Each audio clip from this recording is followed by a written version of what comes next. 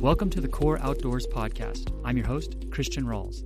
This podcast is aimed at helping entrepreneurs in the outdoor industry. Each episode is a conversation with an entrepreneur willing to share what they've learned so that we can benefit from their experiences. This podcast is brought to you by CORE, the Kootenai Outdoor Recreation Enterprise. CORE is a nonprofit organization based in the Kootenai region of interior British Columbia. CORE's mission is to support the growing network of gear and apparel makers and entrepreneurs within the Kootenays. Every year, CORE hosts the summit in Kimberley, BC. The CORE Summit is the only place where the outdoor, bike, and ski industries come together in Canada. This year's summit is on October 3rd and 4th. This year will include keynote speakers, presentations, and workshops on topics like marketing, intellectual property, wholesale sales, e-commerce, accounting, and much more. Take advantage of the early discount by registering now. To register, go to coreoutdoors.org/summit. I'm excited to share this conversation with you today. When Wes Allen speaks, the outdoor industry listens, and I'm glad that we were able to capture his opinions and insights in this episode. Wes is the co-owner of Sunlight Sports, a specialty outdoor store in Cody, Wyoming. Wes has also served as the president of the Grassroots Outdoor Alliance, a group of the 100 best independent outdoor retailers in America. This episode is packed with actionable insights for smaller brands in the outdoor industry. Wes literally spells out how to grow your brand and create long-term partnerships with great retailers. He changed my perspective on why omni-channel selling is what's best for brands and retailers. He explains why we should be cynical about big, publicly traded companies in the outdoor industry, how to rethink your product's value proposition, where he discovers new brands, and how to be successful at trade shows. Wes lays it all out in this episode and gives a masterclass on the outdoor industry. This episode is so good, I can't believe it's free. While you enjoy this episode, please hit the follow button on your podcast player and leave us a review. It goes a long way in helping us out. Now, on to the masterclass with none other than Wes Allen. What is your fondest memory of being outside? I have a lot to choose from because I try to spend a lot of time outside, but I will say that one of the formative things that happened for me, I remember quite clearly going on my first big wilderness trip. My parents took me on a horsepacking trip. I grew up on a big ranch in Wyoming, so we did everything on horseback. And I remember that trip, and I specifically remember one evening after we had set up camp and had staked out the horses, that we walked out onto the shore of a lake. This was up in Wyoming's Wind River Range, and it was gorgeous. The sun was just going down. I was out on the end of a peninsula with my dad and his best friend, and we were just watching the water, and we turned around, and there was a bear walking across the base of the peninsula with her cubs.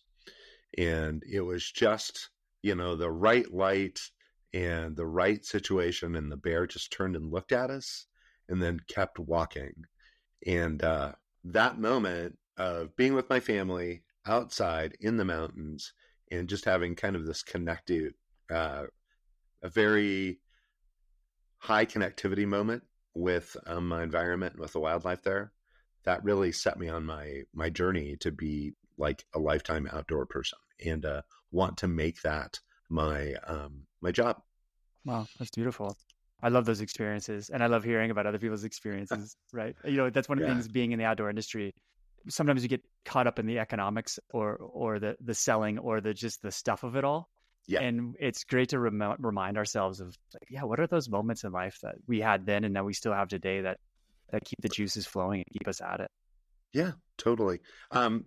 It is a pretty deep well, and I think it is something that all of us in the industry need to remind ourselves of, that we got in it to be outside, and sometimes when the rowing is a little bit hard and things aren't breaking our way, one of the best ways to refresh the batteries a little bit is just to walk out your door. It doesn't have to be a big wilderness trip. It doesn't have to be an 8-day adventure. Sometimes it can just be getting out in your backyard or on a trail, 5 minutes from where you live. Sure. And that's the beauty of living in a great place like Cody, Wyoming. It is. Yeah, great. And so what started you on? You've had an interesting trajectory in your career path in the outdoor industry. What got you started in the outdoor industry? The shortcut would be I met this girl that I married. growing up, spent a lot of time outside, knew I wanted to be outdoors, went to college for outdoor recreation and biology.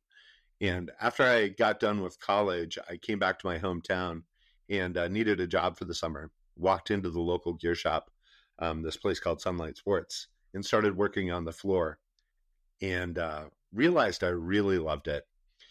And so I stayed instead of applying for biologist jobs and all that kind of thing. I stayed, and, like a lot of people who get their start on the floor in an outdoor retailer, wound up moving up into a manager position, and, with all the responsibilities that entails. But not too long after I started that job and I took on more responsibility, this person walked into the back of the store and asked to see the owner. And it turned out that was the owner's sister. She was back for Christmas, and she had been to school overseas, and she needed to put in some work to get some money because she was broke. And that woman wound up being my wife. We wound up meeting and getting married a few years later. And, as we were getting started in our life together, one of the things we decided we really wanted to do is we wanted to own Sunlight Sports. And this was back in the early to mid 90s. But we knew that we didn't have the funds to buy it or the knowledge to be successful with it.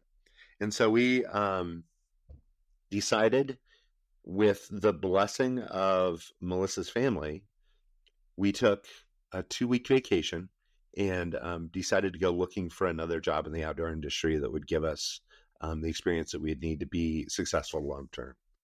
To shorten that story up, we did a 2-week tour of the Rockies and the West Coast of the U.S., and we wound up working for REI. I wound up working there for about 10 years. Melissa worked there for about 7 years. And got to do some really interesting pieces of that business. After I learned what I could from REI, I got an opportunity to go be the national sales manager at a brand called Chaco Sandals. And I went and did that. And I was there as Chaco transitioned from being a privately held company in Paonia, Colorado, population 1,500, and 120 of those people worked at Chaco. We transitioned as we were purchased by Wolverine Worldwide, who owns Merrell and a bunch of other shoe brands. So I got to work on both sides there.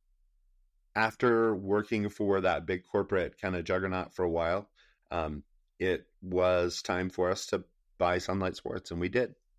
Wound up buying the shop about 2010. And then after we owned the shop, we were involved with a group called the Grassroots Outdoor Alliance. It's a specialty buying group made up of about 100 retailers now. I had a lot of exposure to them when I was at Chaco. Chaco is a brand partner there. Wound up on the board at Grassroots, and then wound up working on staff at Grassroots for a couple of years as well, mostly dealing with changes in the trade show industry. And then went back and am happily just kind of ensconced in running Sunlight Sports day to day now in Cody. So Sunlight really is your life's work in some ways. It is. You went and found an apprenticeship to make you the master you are today. Yeah, that's exactly right. Like, I'm very fortunate that while no one grows up probably thinking, I want to be in retail as a little kid. Like, you don't get those Lego sets or anything generally. But, as soon as I got exposed to it, Melissa and I both knew that that's what we wanted to do. And it's been a great journey so far, right? I still feel like I have a ton to learn and there's a lot to do, but getting to where we sit right now with our business was awesome. And, there's been ups and downs, but it is gratifying to be in a spot basically almost 30 years after we started, to be in that spot that you'd hope to be in. That's amazing. Well, congratulations on that. Thanks. What did you take from your experience on the brand side at Chaco? What have you brought from that experience into being the retailer? Because that's kind of one thing that gets missed sometimes, is that people spend their careers on either one side or the other and don't necessarily bounce on back and forth on different sides of that fence. Yeah. What have you brought over from the brand side? I think one of the things I really learned from working on the brand side is, well, there are a few things. One is just an awareness that brands and retailers have some shared goals, and that generally is moving units of product through the supply chain and out to customers. And both brands and retailers want to build their own brand equity. But there are so many differences between how a brand is successful and how a retailer is successful that it's very valuable to concentrate on the places where there's overlap, right? You would think that everybody's on the same page, but the definition of success for somebody who works at a vendor and somebody who works at a store, those are way different things. And I think one of the things that we've learned, and I've learned over my career, is that the only way to win and the only way to form really productive long-term partnerships is to focus on those places where there's overlap, but to be aware of the places that there is no overlap. When we go to do work with a brand, one of the things that I often think about is, these people at the brand who are partnering with me right now, whether it's the owner of a small brand or it's somebody who's an executive for a large multinational, like, what does success really look like on their side? It's not just us buying stuff, right? Then you try to structure the partnership so that everybody gets a win out of it. And while it seems pretty simple, it's a hard thing to pull off. And it's maybe a little bit different than a lot of other folks have learned to think on the way up through the industry. Interesting. What are a couple of those overlaps? Those places where you do overlap and the success is shared or is in common. Yeah, I think that one of the really easy ways to do this or to look at it is when you talk about unaided brand awareness. So that's a metric that many brands use to judge as to whether or not their marketing is effective, right? Like, if somebody comes up to you and names a brand, do you say, what's that? Or do you say, oh, yeah, I know who that is? Both retailers and brands are working to make the brands that are represented in the store higher in unaided brand awareness. As a brand, basically, you're trying to get customers familiar enough with you that there's a lowered risk to spending money on your product. And for retailers, it's much easier to sell something if you're not having to champion that brand all the time. And it's really worthwhile to have something that's new, surprises and delights your customers when someone walks into your retail store. And it's worth it to put the work in to intro somebody to a new brand. But profitability really starts where you can shortcut that conversation because you've already had it and people are more willing to buy the product because they already know what it is. Right. And I've heard you talk about this, or I've read you're writing on the idea that it's a bit of a conundrum sometimes as a retailer because you need those larger brands to draw in customers, because sometimes customers just like, give me the greatest hits. Like give me the band that I know about. Right. Versus balancing those new up and comers that it's like, well, this is the alternative band that you're going to hear. They're going to win a Grammy and you're going to hear about them in a few years, but we got them early. How do you balance that? Sorry for the bad metaphor, but how do you balance those relationships or that balance of power, so to speak, on the retail floor? By the way, I love that metaphor. Delicately. And you have to approach it with kind of a lot of caution. I kind of think about, sometimes walking up and really getting in bed with a big, powerful brand, the way that in the old Simpsons cartoons, you saw Homer deal with something radioactive, like a big blast shield and thick gloves, you're holding the tongs. You have to hit that balance because, everyone else that's in the industry, there are things that we know and trust. And if you're going to walk into somewhere and just have a transaction, like I need a jacket, you walk in, you see a brand you trust.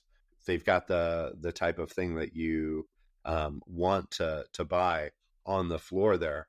That's just really easy. And there needs to be some familiarity especially when people are walking into a brick and mortar retail location, right? I think the thing to think about it is in third party validation. As a retailer, we provide third party validation for brands in that if we've done our jobs right, we have a premium space and we have a good reputation. When you walk in and you see a brand in an independent specialty outdoor shop, you go, "Hey, if this brand is in the store, it must be good. Let me investigate that." But on the flip side, if you walk into a new shop that you've not been in before, and maybe you haven't built a relationship as a customer with that store, when you walk into that store for the first time and you look around and you say, "Hey, here's a shop that carries whoever it might be, Patagonia or Cannondale or Orvis or whatever," that tells you a lot about that store. It gives you familiarity as soon as you walk in. Both those dynamics are really important. At the same time, most of the time, when you get into the large brands like that, you're running very high risk that the brand has executed some sort of marketing strategy that would make buying at a physical location the worst place to buy that brand. You know, they've offered consistent discounts online. They've done all those kinds of things. And for somebody, for a customer who's familiar with the brand, who's been buying it on a discounted basis, like if you walk into a store and you see something that's full price, you know, you can get for cheaper, that actually builds a really negative connotation. So as a retailer, you're trying to balance these relationships. You're trying to express who you are by the partners you work with, but doing it in such a way that it still allows you to be profitable. And at the same time, you are trying to surprise and delight your customers, and you're trying to introduce them to something that they're not already buying for 25% off. You've opened up a good topic here that I'm really curious about, because most brands, it's almost inevitable. Most brands now are going to have what they call an omni-channel selling strategy, right? So they're going to be selling, Sure. They're going to be selling direct to consumer, and they're going to be selling wholesale to retailers. Yeah. And we've experienced some interesting ups and downs in that recently, for sure, with brands going on sale. It seems like 362 days out of the year. How do you balance that as a retailer? You know, because essentially you're competing with your vendors at some points. What's that like from the retailer's perspective, and what are your expectations? But then also for those brands that are starting out and kind of rushing to this online only, and then realizing, oh, actually, retailer partnerships actually are critical to my existence. Can you expound on my blathering there? Yeah, it's a big, complicated topic. It's really hard to draw a straight line.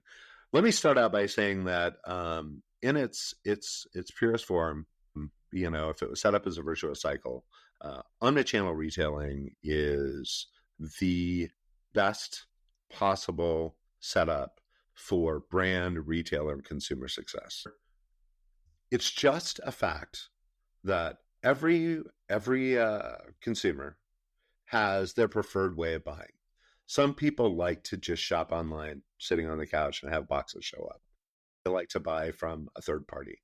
Some people want to form a really strong relationship with the brand. They want to order directly from the brand. In North America, the vast majority of people like to go into a physical space and buy a product and leave with it.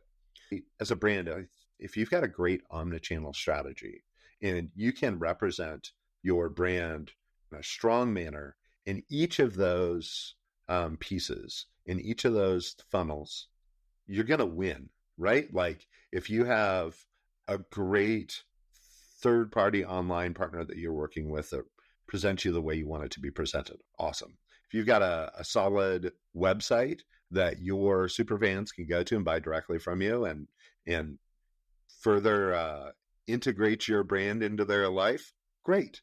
And if you've got super solid independent retailers that will be a partner to help you get discovered, and then will present your line in the way you want to, that's super powerful as well. And when you are a brand that allows your consumers to buy however they like, you win. And so do the other partners.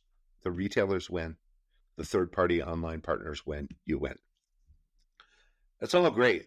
The problem is this, is when you start distorting that ecosystem and you look around and you go, hey, I'm in one of those 3 points and I don't feel like I'm getting enough customers. So I'm going to warp the environment.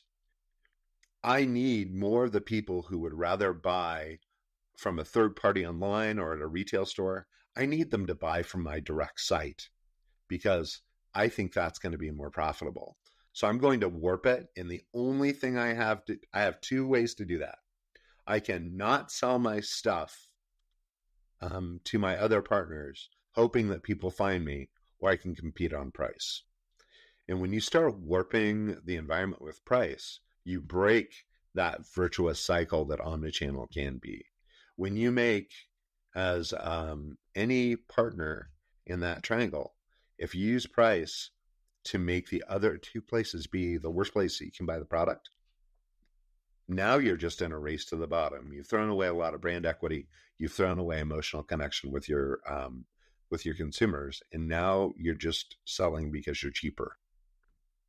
So, I think one of the things that we look for when we're trying to find good long-term partners are partners. As a retailer, I'm going to say this now, we're looking for partners that are interested in building their brand and moving product and allowing consumers to buy the way that they want. We are no longer, and never really have been, interested in partnering with people who just want to discount their way to online sales. So when we talk about some of the folks that, your show is really aimed at, when we're talking about, early creators who are driving small brands and building themselves a foothold in the industry, it can be really complicated because, I now am of the opinion that kind of one of the best ways for a brand to be successful in the outdoor industry is to go ahead, and it's okay to launch D2C first, right? It's actually really advantageous to have a very targeted marketing campaign to introduce your product and your vision out into the world. Because, my experience has been in talking with a lot of brands that have done this, is that the first $1 million or so, depending on what you're selling, is actually pretty easy. It's pretty easy to find those people that you really vibe with and are specifically the demographic for your brand. Where it gets really tough is when you get outside of shooting fish in a barrel and you decide you want to go fish in the ocean, right? Like, we're going to go out to the big market. We're going to put our stuff against everyone else. And we're going to try to convince people that aren't in our early stage launch bullseye to buy our product. What I would say for people who are getting their brand going is launch. Find your super fans, find your community, find those people who are going to buy from you in your early stages. But think long term in setting up your brand so that when you have partners down the road, you are not putting them in a position where they are the worst place to buy your stuff. So if you have to discount all your stuff 30% to sell it in your early stage terms, you're probably not going to wind up with many great wholesale partners. Right now, it seems like a lot of things are on sale.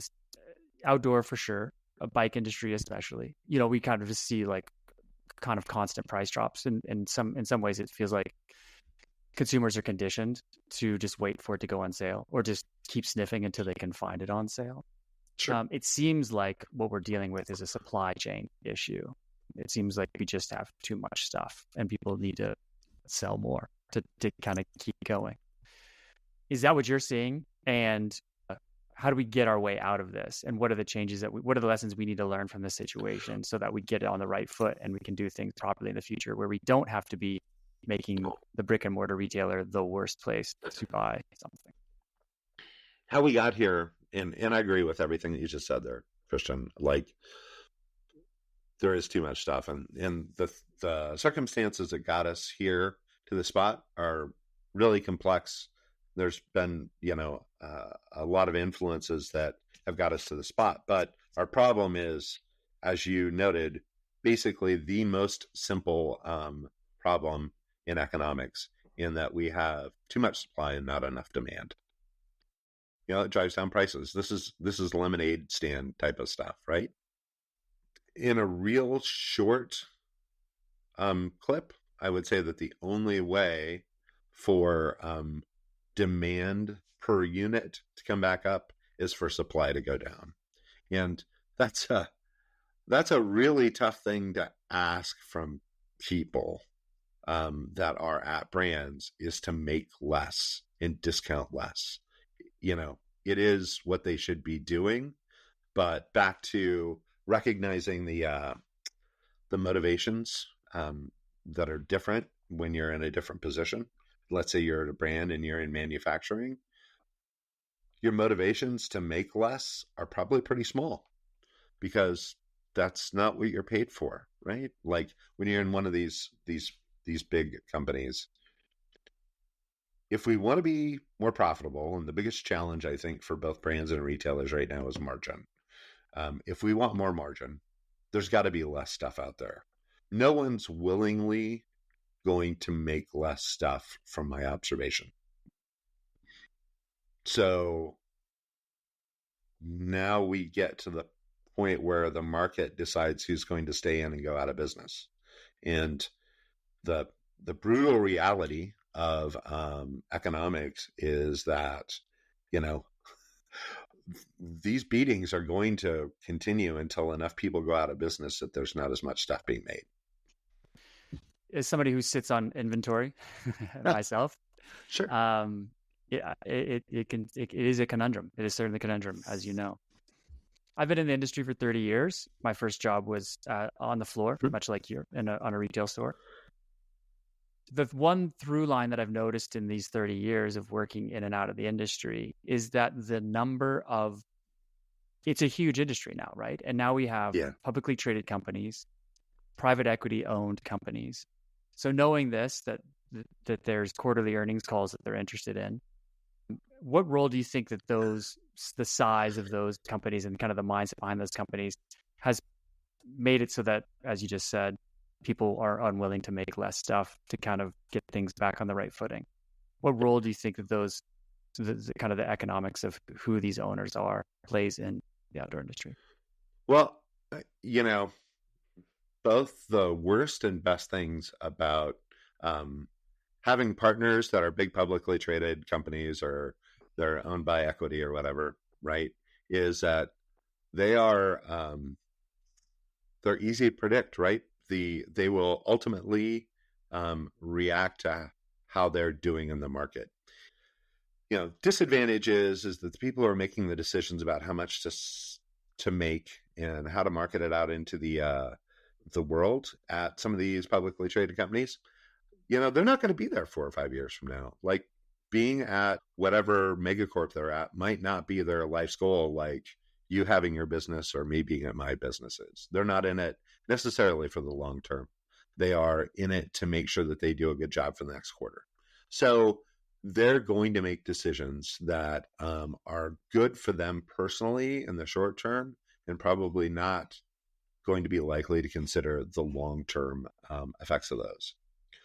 Well, that is both a huge negative for the industry, and we've seen that here recently. And it's also something that we can work with.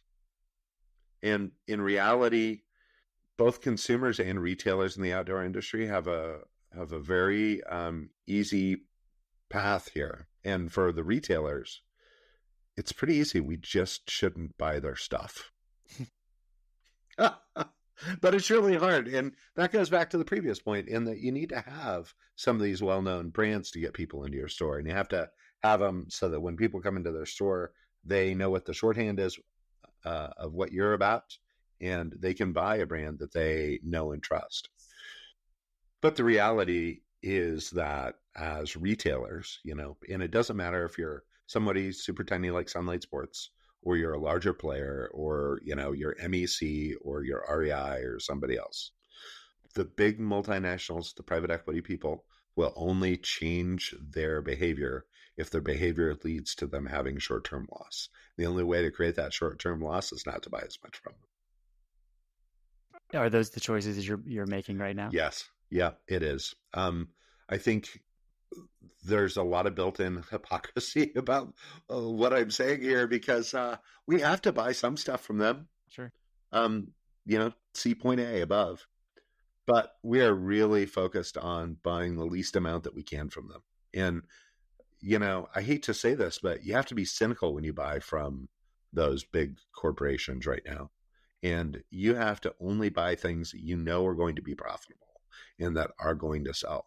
I think that if independents and reps and small brands want to survive the next 5-10 years, one of the things that we need to do is we're going to have to be cynical about those big publicly traded companies. We're going to have to put in the extra work to support and launch smaller brands. Oh, here we go. You found your people here, Wes, because that's one of the reasons I was excited about coming on and talking with you, Christian, is like listening to the conversations you have.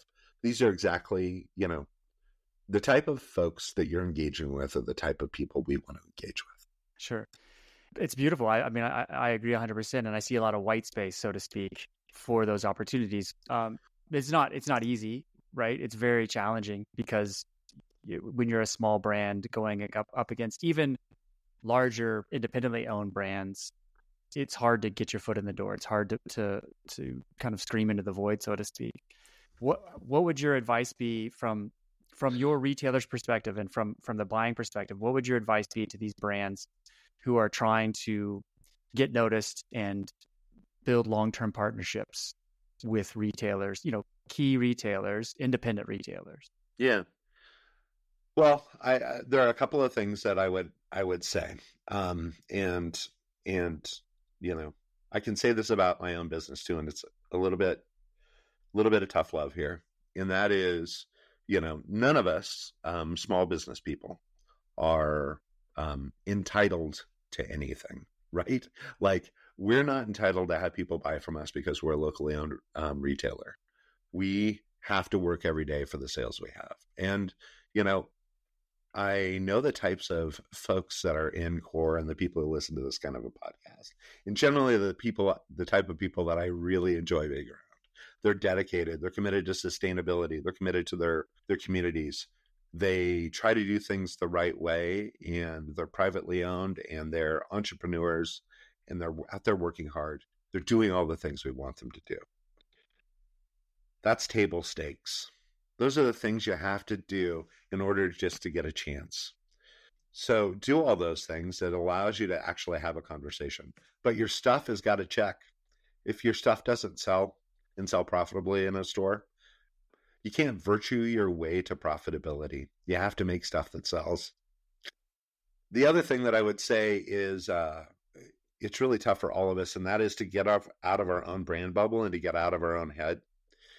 Especially with early stage companies, one of the things that I found with my friends that are in these is that they're so focused about making a product that meets a need for their specific customers. They're engineering these things. They're thinking a lot about color and fit, finish, all these kinds of things because they're really focused on that end consumer. Okay, now you're one of those brands and you've made the decision that you want to really get engaged with wholesale, independent retailers, regional chains, national chains, whatever it is. Okay, stop, throw almost everything that you have focused on as far as selling benefits off to the side of the table and think about your new customers.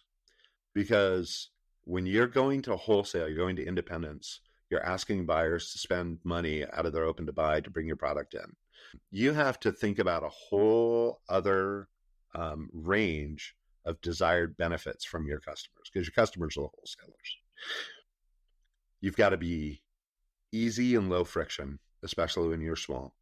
Like if it takes more than 10 minutes to deal with bringing you in and getting an assortment, you've probably lost already.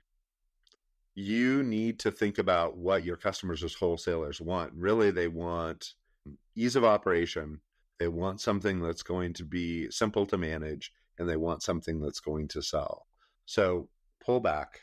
Instead of thinking about, what color is going to be hot in my product next year, you need to pull back and go, okay, what are the pain points that I can solve for my retailers? Am I shipping easily? Is my new dealer application a page in 5 minutes, or is it 28 pages in 2 hours? Right? As you're looking at that, you might have the best product in the world, and you might have something that will sell if it gets placed. But if you don't pull back, understand how the retailer does math, understand the problems and concerns that buyer has, you'll never get the chance. You'll never get to place it. And that empathetic view of your customers, when your customers are wholesalers, that ability to understand their needs and wants, that's what I look for in a small brand that we're going to work with. That's some really good strategy. Appreciate that. From a little bit more of like boots on the ground tactical side, what has worked for you in those opening? Like, where do you find those retailers? Those brands? Do they come to you, knock on your door?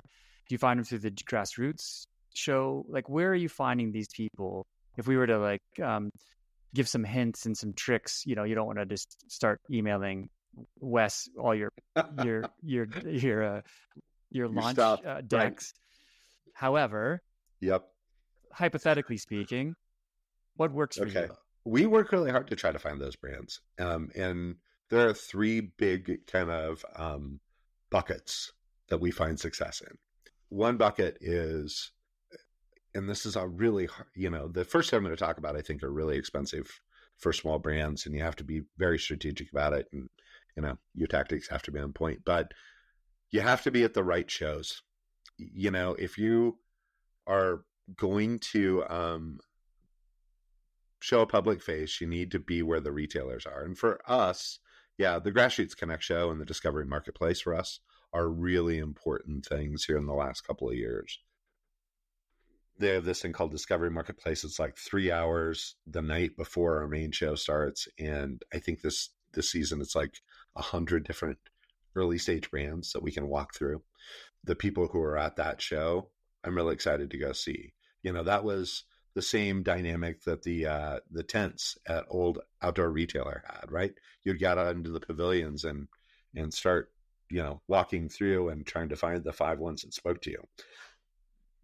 Honestly, we travel to some of the bigger Atlanta gift show and Las Vegas gift show, that kind of thing. We've gone to some upper end men's and women's apparel shows trying to find things that resonate.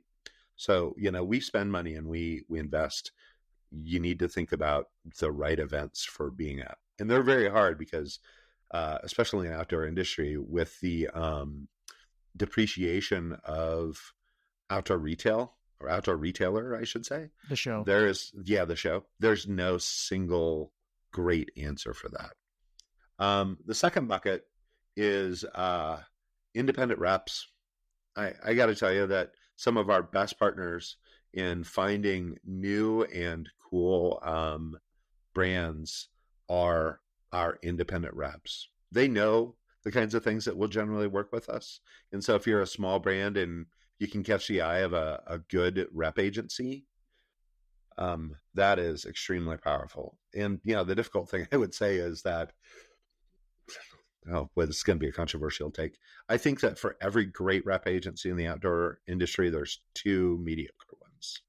And being with a mediocre rep agency that's going to leave your stuff in the bag after you pay them, that's not where you want to be. You got to be with the right rep agencies.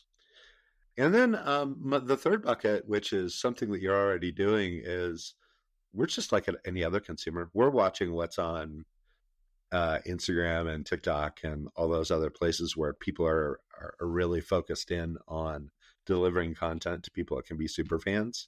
And we try to maintain an open enough mind that when I go onto Instagram and I see a brand that is starting to target me because of my own personal interests, and I think that those interests might line up with what my customer interests are, I start doing some investigation there. So some of the native marketing that startup brands do already, it's actually pretty powerful.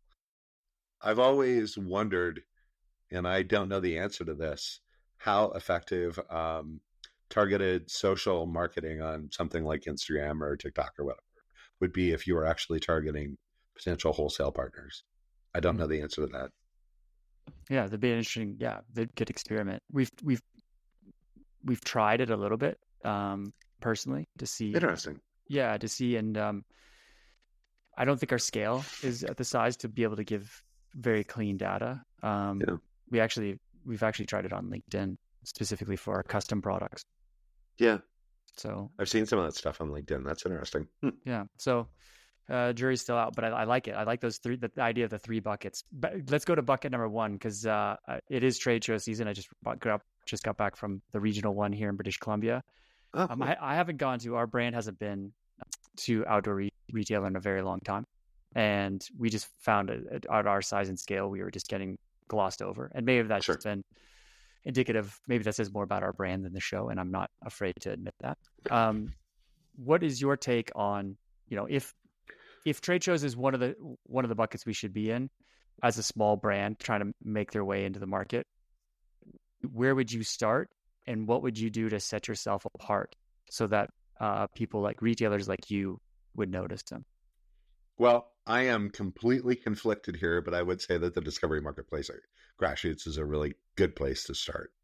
I also think that if you can, this is a combination of point one and point two, but if you've got really good friends that are reps and they can throw a little bit of stuff out at some of the regionals, that's a place I would go. I think that one of the things that really strikes me is that no matter where you're investing in the shows, there are so many small brands that I perceive they spend a lot of money. They take money out of their own savings accounts, get daycare for the kids, and they kennel their dogs, and they make these huge investments, and they go to these shows, and then they stand behind a table and hope for the best. It just doesn't work. I mean, I would say that less than 10% of small brands that I walk up to and talk to at any given show try to capture my information for follow-up. I think that the first step is to find the right spot. And, discovery marketplaces might work for some brands. Maybe outdoor retailer works. I think that there are some brands that, a regional show would work, but whatever spot you decide to go to, you should have some tactics lined up as far as like getting attention, capturing contact info, make it easy to do business with you, and then follow up. So, I've got the show coming up this next week, and Discovery Marketplace brands. I probably had 15 of the 106 brands that are there reach out to me prior to going to the show. You were right in what you said earlier, in that I don't like cold calls or cold emails just showing up in my email box for brands that I've never heard of. But it's way different when somebody says, hey, I have invested in going to a show that you've invested in going to as well. Here's who we are. We'd like to talk to you. And this is what you'd get if we had a conversation. Those are interesting to me. And I always remember those emails. When I show up at your booth, make sure that you've made it easy to get my information. Make it easy to do business with you. Have a suggested order, and it can't be your whole line. Like, maybe have 3 or 4 draft suggested orders based on the 3 or 4 different types of retailers you'd get. Have that filled out and just say, if you want this, all you need to do is fill this out and send it back in, right? And then if somebody actually stops and engages with you and you have a conversation, make sure you capture their contact info and send it. One of the things that's a dynamic in these shows is that we go, as retailers, we do go looking for new brands, but we also go to do business with our major partners. I know that when I go to this trade show next week, I have 30 and a half hours of appointments scheduled over 4 days. So I'm going to see about 34 brands there. And besides the Discovery Marketplace people. And coming out of that, I've got a lot of work to do to place pre-seasons, do sales analysis, figure out marketing programs, all those things. It's going to be very easy for me to forget what happens with those small brands that have invested to coming to Discovery Marketplace, and just focus on the brands that I have with the most zeros behind them. The brands that are I'm going to actually write orders with out of discovery are going to be the ones that reach out to me after the show and remind me to order from them. Perfect. Easy. Simple. Maybe simple, not easy. Simple, not easy, and not common. Just as, a buyer for a long time in the industry, it's not that common. Wow. That's interesting to hear. Yeah, I've always equated, as I mentioned a second ago, I've always equated going to being a brand at a trade show. It's hitchhiking in a lot of ways, right? Yeah. It doesn't have to be hitchhiking because you can do a lot of prep work up front to make sure that you are driving traffic and having those conversations prior to and letting them know that you're a person to talk to. But like you said, 100%, the follow up is key. Yeah. So that's really good advice. Yeah. And, we want to be successful with those small brands, but back to the other piece is that it has to be a low friction experience. It has to be easy for us to order. It has to be easy for us to fill. And it has to be easy for us to become dealers. So, I think those are the three pieces, and, any of the three pieces you could look at and say, oh, that's pretty easy, but it's really hard to put them together. Being in the right spot, being easy to deal with, and then making sure that people remember to order from you, even when they're dealing with their bigger brands and have a lot of other stuff on their plates. That's good. Yeah, I've always admired the Grassroots show, and that Discovery Marketplace is an amazing service for the industry. And I think it's, it'd be great to have more of those on a regional basis, right? So it makes it even more affordable for people to go to. It'd be an amazing service to have for the industry. Absolutely agreed. Absolutely agreed. Yeah. Wes, I really appreciate your insights and your take and your perspectives. And I always appreciate things you post on LinkedIn because, like I said before our call, it's like you're a man of opinion, and you know how to communicate those opinions clearly and effectively, and we appreciate that. So, I have the last couple of questions for you. Sure. Where do you want to be in the next 5 years as an entrepreneur and as a small independent retailer? Like, where do you hope to be 5 years from now? 5 years from now, right? 5 years, what would that be? 60 months from right now, I'm a week before going to my show again. And, what I'd hope is that I am getting ready for meetings with brands owned by people I know to talk about the successes we've had and how we came through the really difficult times of, let's just call it from 2020 to 2025.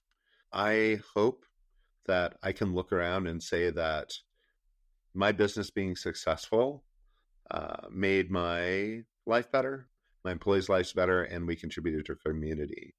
And I'm really hoping that I look around and I can pick out several brands that have come onto the scene in the last 5 years that are meaningful to my business, that maybe didn't exist or were very small in 2024.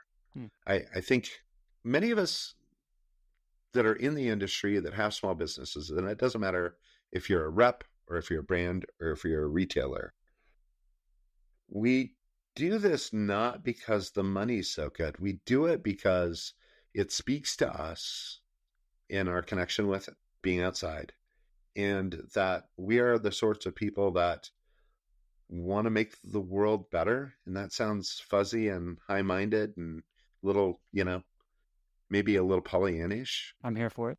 But man, would it be great in 5 years to look back and say what we did in 5 years contributed to the success of other people like us that we like. It contributed to making our communities better. And man, it was really fun.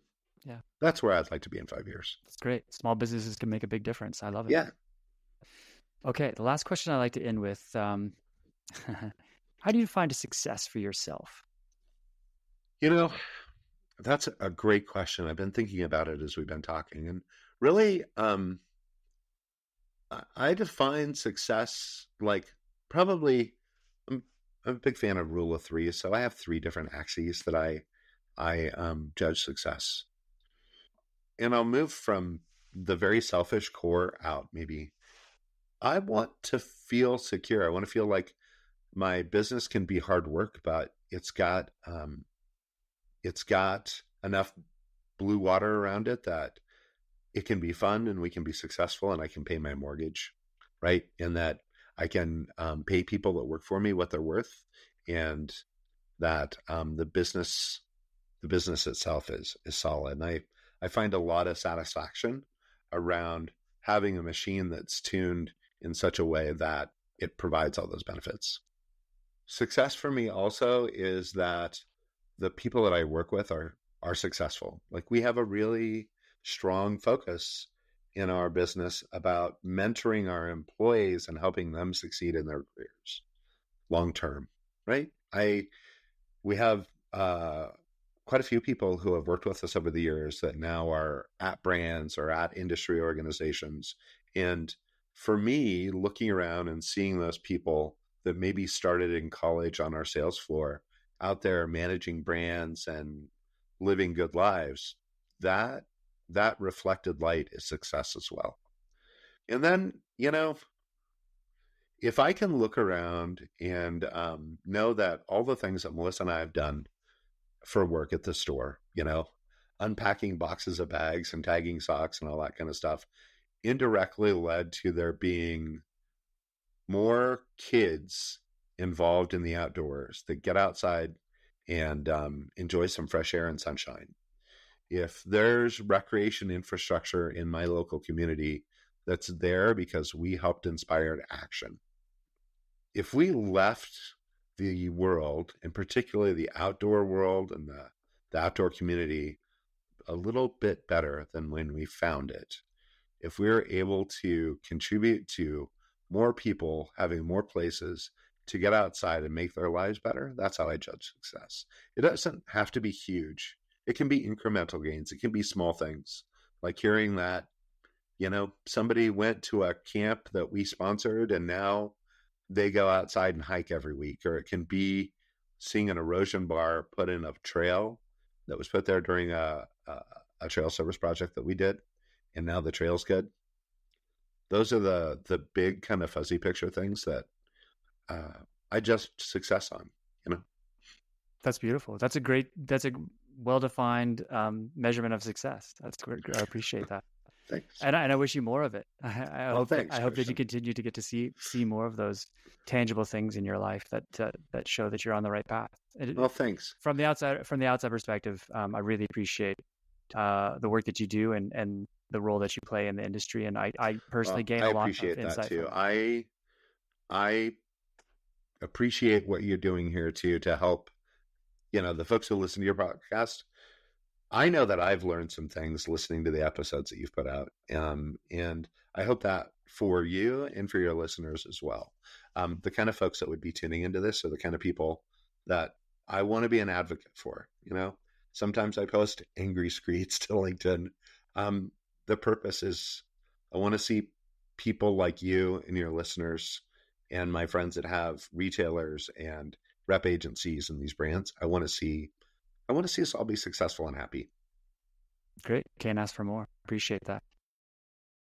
Thanks for listening to the show. If you know someone who would enjoy this episode, please share it with them.